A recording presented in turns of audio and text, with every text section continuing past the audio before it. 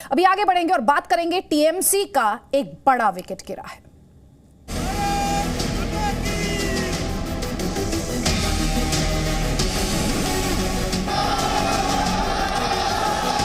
हर मनुष्य के जीवन में एक घड़ी आती है जब उसे अपनी अंतरात्मा की आवाज सुनाई देती है।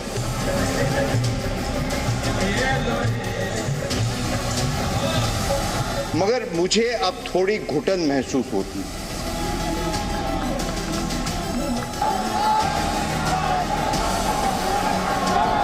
आज मुझे आत्मा ये कह रही है कि यहां बैठे बैठे यदि आप चुपचाप रहो और कुछ नहीं कह सकते हो, उससे अच्छा है कि यहां से आप त्यागपत्र दो।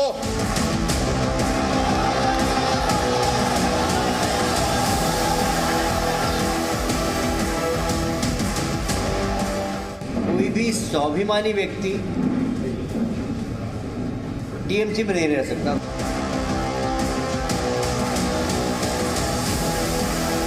यदि वो भारतीय जनता पार्टी में आएंगे तो हम उनका स्वागत करेंगे।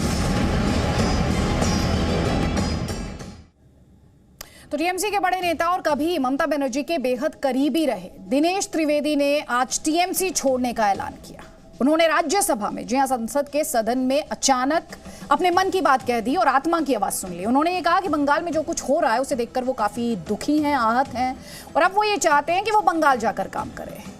उन्होंने टीएमसी छोड़ने की बात यहां कह दी। वहीं बीजेपी महासचिव कैलाश विजयवर्गीय ने दिनेश त्रिवेदी से ये कहा अगर वो बीजेपी में आना चाहते हैं तो उनका स्वागत है। खास बात यह है कि दिनेश त्रिवेदी ने ये नहीं बताया कि वो क्या करने वाले हैं, लेकिन कयास अब लगातार ये लगाए जा रहे हैं कि वो बीजेपी में शामिल हो सकते हैं। वायलेंस हो रहा है हमारे प्रांत में। जिस प्रकार से लोकतंत्र में कुछ भी हो तो मुझे यहाँ बैठा बैठा बड़ा अजीब लग रहा है कि मैं करूं क्या। हम आते हैं उस देश से जहां रविन्द्रनाथ टैगोर, सुभाष चंद्र बोस, खुदीराम और वो जो कविता होती है ना कि एमुन देश कोथाय पा खुजे पाबे ना गो तुमी, सेजे होच्छे आमार जन्मभूमि। असल में हम जन्मभूमि के लिए ही है और कुछ नहीं। और मुझसे ये देखा नहीं जा रहा कि हम करें तो क्या सीमित है। एक पार्टी में है तो पार्टी की डिसिप्लिन है और I am grateful to my party that they have set me here. मगर मुझे अब थोड़ी घुटन महसूस होती है कि हम कुछ कर नहीं पा रहे। उधर अत्याचार। तो मेरी आत्मा की आवाज आज ये कह रही है, और वो स्वामी विवेकानंद जो कहते थे, arise awake and stop not till the goal is reach. तो आज मुझे आत्मा ये कह रही है कि यहां बैठे बैठे यदि आप चुपचाप रहो और कुछ नहीं कह सकते हो, उससे अच्छा है कि यहां से आप त्यागपत्र दो और जाके बंगाल की भूमि में इसके लिए ड्यू प्रोसेस है। माननीय चेयरमैन साहब को कहता हूं मैं आज यहां से इस्तीफा दे रहा हूं और देश के लिए, बंगाल के लिए हमेशा इसके लिए भी एक ड्यू प्रोसेस है। माननीय चेयरमैन साहब को आप लिखित। तो गेस्ट हमारे साथ हैं तौसीफ अहमद खान, टीएमसी का पक्ष रखने के लिए हमारे साथ हैं, और शुभ रास्ता पॉलिटिकल एनालिस्ट हैं। तौसीफ अहमद खान, क्या कह रहे हैं दिनेश त्रिवेदी? उनका दम घुटता है, उन्हें अपनी आत्मा की आवाज सुननी है, वो हिंसा का जिक्र यहां पर कर रहे हैं। जिस तेजी से नेता साथ छोड़ रहे हैं टीएमसी का, उसके बाद तो लग रहा है जो बीजेपी कह रही है कि इलेक्शन आते आते तो ममता दीदी अकेले रह जाएंगी, वो होता नहीं।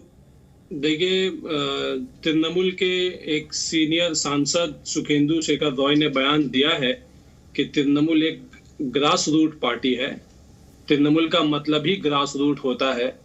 तो अगर कुछ नेता छोड़कर पार्टी को चले जाते हैं तो उससे तृणमूल को कोई फर्क नहीं पड़ने वाला है। घास को जितना काटा जाएगा वो उतना ज्यादा ही बढ़ता है।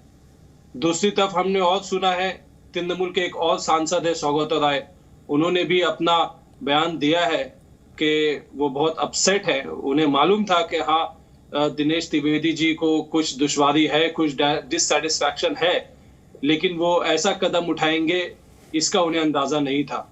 तो देखिए, बात ऐसा होता है कि अगर कोई डिससैटिस्फाइड है तो वो इलेक्शन के करीब ही आकर के क्यों रिजाइन कर रहा है। डेजिग्नेशन आप कर सकते हैं, आपको पार्टी में नहीं रहना, आपको तो कोई जोर जबरदस्ती पार्टी में किसी को कोई नहीं रोक सकता। लेकिन ये पार्टी क्यों छोड़ रहे हैं तौसीफ अहमद खान? मेरा जो सवाल है आप उसका जवाब नहीं दे रहे हैं। एक के बाद एक टीएमसी के नेता पार्टी का साथ क्यों छोड़ रहे हैं, ये है मेरा सवाल। नहीं देखिए, पार्टी का साथ छोड़ रहे हैं, वो अपना देखते होंगे, उनको उनका एक बड़ा वो कह रहे हैं मेरा दम घुट रहा है, वो कह रहे हैं मेरी आत्मा की आवाज है, ये कहती है। उन्होंने सदन में रिजाइन करने की बात कही है। हाँ, तो वो उस सदन से जुड़े रहे हैं इसी तृणमूल पार्टी के जरिया। तृणमूल पार्टी ने उन्हें मौका दिया, सांसद बनाया, और जब लोकसभा 2019 में हार गए तो उन्हें राज्यसभा भी बना करके भेज दिया मेंबर। और अगर वो नाखुश हैं, अब देखिए नाखुशी और डिससेटिस्फैक्शन के बहुत सारे वजूहात हो सकते हैं, लेकिन उनका पार्टी के साथ एक इतना लंबा रिलेशन रहा है, तो अगर उन्हें छोड़ना है तो ठीक इलेक्शन के वक्त में छोड़ रहे हैं। ये तो उन्हें भी, क्या उनका अंतरात्मा ने ये इस बात को कभी नहीं सोचा कि अगर मुझे पार्टी। शुभ्रास्ता ये कह रहे हैं कि आत्मा की आवाज वो संसद के सदन के भीतर सुन रहे हैं, लेकिन इलेक्शन से पहले छोड़ रहे हैं, तब उनकी अंतरात्मा ने कचोटा नहीं उन्हें। देखिए, ये जो भी एनालिसिस है और ये जो भी मीमांसा है, ये टीएमसी को अपने पार्टी के अंदर करने की ज़रूरत है। मैं इसलिए कह रही हूँ क्योंकि एक न्यूट्रल, एक ऑब्जेक्टिव सिटीजन, एक वस्तुनिष्ठ सिटीजन होने के नाते ये अच्छा नहीं लगता कि इलेक्शन आने के साथ साथ इतनी ज़्यादा फेरबदल हो रही है टीएमसी में, और उसके बावजूद टीएमसी हो, उसका शीर्ष नेतृत्व हो या उसके प्रवक्ता हो, वो बार बार आकर के ये कह रहे हैं, अलग अलग तरीके के कयास लगा रहे हैं। अगर सभी चीजें ठीक होती तो शायद ये परिस्थिति ना होती। नंबर 2, जिस तरीके की बात आज इस बंगाल चुनाव में हो रही है, मुझे ध्यान आकृष्ट करना है आपके दर्शकों का कि कोई ह्यूमन डेवलपमेंट इंडेक्स पर बात नहीं कर रहा। विकास का मुद्दा कहीं बहुत पीछे छूट गया है। जो सरकार इतने वर्षों तक शासन में रही, उसके पास एक ब्लूप्रिंट नहीं है दिखाने का कि हमने ये काम किया और हम आगे ये काम करना चाहते हैं। आप क्या उम्मीद करेंगे? और मुझे लगता है कि ये जो फेरबदल का काम चल रहा है, इस फेरबदल के काम में कुछ गहरी बात है जिसको टीएमसी के लोगों को आंकना चाहिए स्वयं बैठ करके। ऐसा क्या कारण है कि पार्टी सत्ता में रहते हुए अपने नेताओं को अपने से अलग कर रही है या उसको करने का मौका दे रही है? तौसीफ अहमद खान, क्या वजह ऐसी है? ऐसी क्या डिससेटिस्फैक्शन है? ऐसे क्या असंतुष्टि है? ऐसा क्या गुस्सा है कि नेता इस तरह से पार्टी का साथ छोड़ रहे हैं? और ये वो नेता हैं जो ममता बनर्जी के काफी करीबी माने जाते हैं। नहीं, हाँ बिल्कुल, हमने देखा है कि दिनेश त्रिवेदी जी काफी पुराने नेता हैं और एक जमाने में वो काफी करीब रहे हैं। जब अटल बिहारी वाजपेयी जी जब प्रधानमंत्री थे और Advani ji deputy minister, prime minister थे, तो उस वक्त एक अटेम्प्ट लिया गया था तृणमूल को तोड़ देने के लिए। जब ऑब्जेक्शन उठाया गया था सुदीप बंदोपाध्याय को खिलाफ के वो हलफनामा नहीं ले सकते, तो उस वक्त में दिनेश त्रिवेदी जी ने बहुत अच्छा रोल अदा किया था। ये हम जानते हैं, ये तो हिस्ट्री है ही। इसके बावजूद भी अगर वो किसी बात से नाराज है तो नाराज हो ही सकते हैं। उनका एक पर्सनल परसेप्शन हो सकता है, लेकिन ये इस बात से भी मैं आपके बिल्कुल राजी हूं जो अभी शुभ्रांशा कह रही थी कि इंट्रोस्पेक्शन की जरूरत है पार्टी में। हर पार्टी, तो क्या TMC is a party in crisis? तो अब ये कहें कि TMC is actually a party in crisis? नहीं, जो जैसा कि एक और सांसद हैं तृणमूल के सुखेंदु शेखर राय ने कहा है, आज ही उनका बयान आया है कि तृणमूल क्राइसिस में नहीं है, क्योंकि तृणमूल एक ग्रास रूट पार्टी है। और जहां तक दिनेश त्रिवेदी जी की बात है, वो एक मास नेता के तौर पर नहीं जाने जाते, वो एक एलीट क्लास में के नेता के तौर पे जाने जाते हैं। वो एक एजुकेटेड क्लास या एक जो एलीट क्लास है कोलकाता में और दिल्ली में, वो उनसे कनेक्टेड रहते थे। मास लेवल पे जहां पे वोट का बात होता है तो वो उस तरह के नेता नहीं थे, ये हम और आप दोनों जानते हैं। तो इसी बिना पे सुखेंदु शेखर रॉय ने कहा है कि हम तृणमूल चूंकि ग्रास रूट लेवल पे बैंक करती है, ग्रास रूट लेवल पे ही पॉलिटिक्स करके उन्हें वोट मिला है, तो इससे वोट पे फर्क नहीं पड़ने वाला, इससे इलेक्शन में बहुत ज्यादा कुछ फर्क नहीं पड़ने वाला है।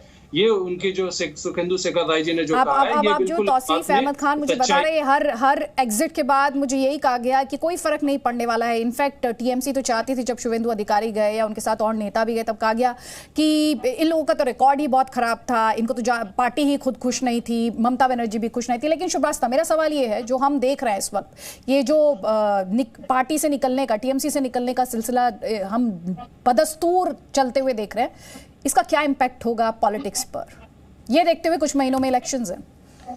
जी, देखिए, इलेक्शंस के बहुत पहले से बंगाल में जो हिंसा हो रही है उसकी बात की जा रही है। आज सदन के पटल पर भी दिनेश त्रिवेदी जी ने बहुत मुखरता से ये बात रखी कि जिस तरीके से बंगाल में हिंसा हो रही है और उनसे वो हिंसा देखी नहीं जा रही है, और तब उन्होंने अंतरात्मा वाली बात कही।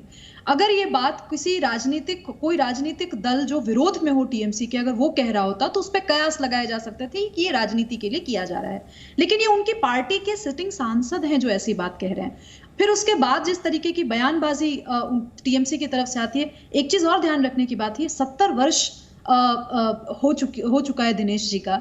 इतने कद्दावर नेता, इतने पुराने कार्यकर्ता, उनके बारे में अगर कोई आकर के पब्लिकली कहे कि ये ग्रास रूट के नेता नहीं थे और इसलिए इनके जाने से हमें फायदा है कि हम ग्रास रूट के नेताओं को भेज सकते हैं, तो यही ममता बनर्जी और उनकी पार्टी के प्रवक्ता, जो कि बहुत लंबी लंबी बात करते हैं संविधान की, मैं उनको याद दिलाना चाहती हूँ कि संविधान में राज्यसभा में जो सदस्य मनोनीत किए जाते हैं वो जमीनी राजनीति करते हो, इसकी कोई प्रतिबद्धता नहीं है। वो लोग जो वरिष्ठ हैं, वो लोग जिन्होंने कला जगत, संस्कृति जगत में, सामाजिक जगत में, रिपोर्टिंग की दुनिया में कुछ बहुत अच्छा काम किया, अलग अलग क्षेत्रों में अच्छा काम किया हो, उनको, देश को लगता है, पार्टी को लगता है कि हमारी तरफ से एक मुखर आवाज संसद में जा सकती है, ऐसे लोगों को भेजा जाता है।